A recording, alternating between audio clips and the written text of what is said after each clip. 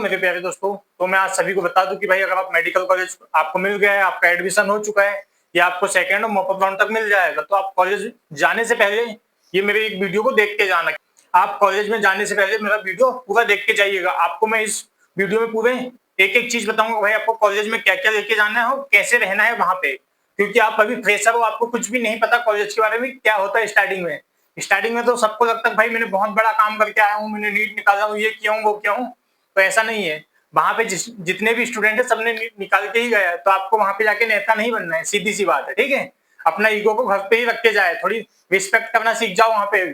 जैसे आप कॉलेज में जाओगे तो आपको सीनियर को विश करना पड़ेगा, टीचर्स और फैकल्टी को सबको विश करना पड़ेगा सुबह शाम। तो आपको ऐसा वहां पे दादागिरी नहीं चलेगी आपकी, ठीक है, कि भाई मैं तो बड़े घर से हूँ, चच्चा विधायक है, ये है वो है, वहां नहीं चलता है वो। ये सारी चीजें सिर्फ अपने घर तक लागू होती है। मेडिकल कॉलेज में सारे स्टूडेंट एक होते हैं, ठीक। कोई भी ऐसा नहीं कि मेरे चच्चा विधायक में ऐसा वैसा, वो काम नहीं चलता है मेडिकल कॉलेजों में। आप सारे जितने बच्चे हो सब एक ही कैटेगरी में आओगे वहां पे, मेडिकल स्टूडेंट, ठीक है। सब जूनियर कहलाओगे सबसे पहले। जैसे अब अगर आपका बैच यानी 25 वाला आपका बैच है और आप 24 वाले बैच की रिस्पेक्ट नहीं करोगे तो आपको टेल दिया जाएगा। तो आप सभी जानते होंगे भाई मेडिकल कॉलेज में थोड़ी बहुत रैगिंग होती है।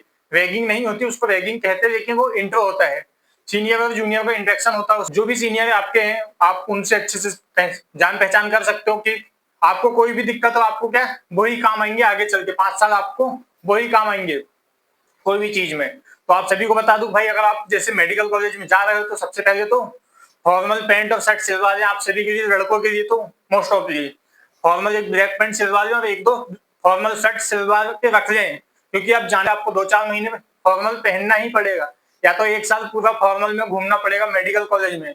बढ़िया shoes, formal pant, formal shirt, ये आपका पूरा आप अलग ही पहचान आओगे भाई। फर्स्ट ईयर के बच्चे देख के समझ जाएगा कोई भी फर्स्ट ईयर के बच्चे हैं। तो आप सभी को बता दूं कि बिल्कुल अच्छे से प्रॉपर रहना पड़ेगा आपको मेडिकल कॉलेज में।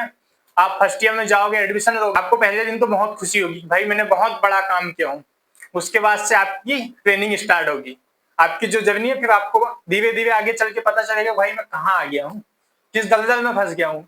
ऐसा कुछ दिन लगेगा, उसके बाद ठीक हो जाएगा। ये कुछ थोड़े दिन लगता है जब आप पहली पहली बार जाते हो, क्योंकि आप घर के माहौल में रहे होते हो। फिर यहाँ पे आते हैं सीनियर और जूनियर वाले माहौल में रहना पड़ता है। सीनियर जहाँ पे भी दिखे सब जगह विश करना होता है, कोई सीनियर मैम दिखे सर दिखे।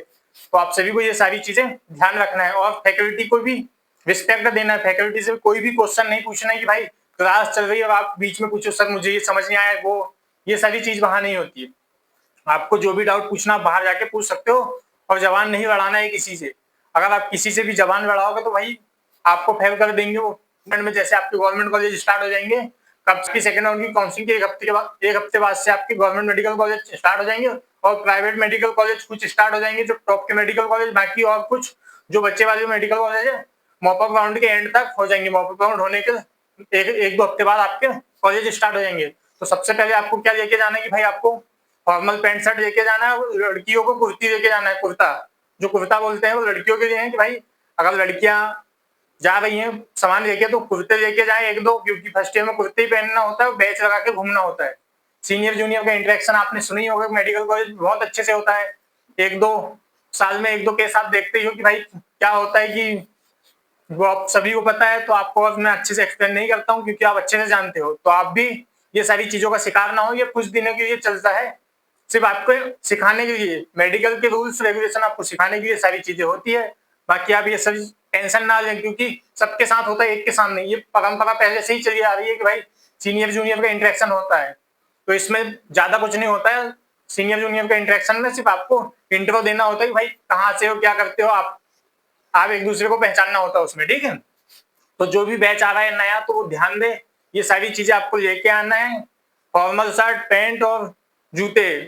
और आपको यहाँ पे नेतागिरी नहीं दिखाना है। आपको स्टार्टिंग में आप आए तो अपने मम्मी पापा के साथ आए, ओरिएंटेशन प्रोग्राम रहता है आपका, तो आपको बहुत खुशी होगी भाई मैंने बहुत बड़ा काम किया। आपको वहां पे बताया जाता है कि भाई डॉक्टर की क्या भूमिका होती है, ये सारी चीज उस टाइम आपको बहुत खुशी होगी। उसके बाद आपकी भूमिका स्टार्ट हो जाएगी डॉक्टर बनने में, तो आपने क्या क्या किए हो वो सारा उधर रख के जाना। यहाँ पे क्या हो वो मायना रखेगा आपका, ठीक है।